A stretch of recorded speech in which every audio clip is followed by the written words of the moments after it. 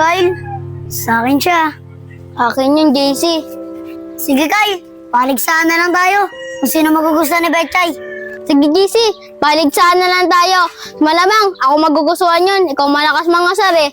Mama, parang hindi ka nangasar dun ha. Sige, paligsahan na lang tayo, diyan ka na. Gandang-ganda sila sa akin, maglaway sila.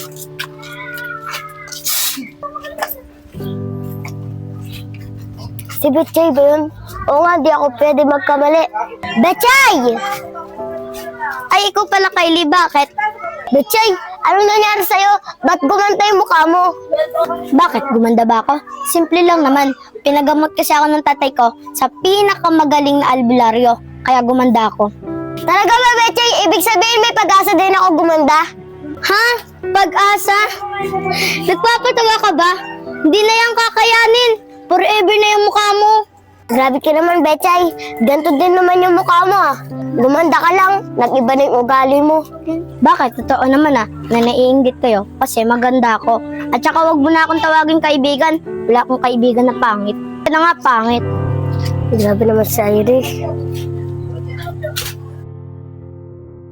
Betchay, sorry ah. Kung lagi kita inasar dati. Ano ka ba, JC? Kalimutan mo na yon. Dati naman, pangit ako.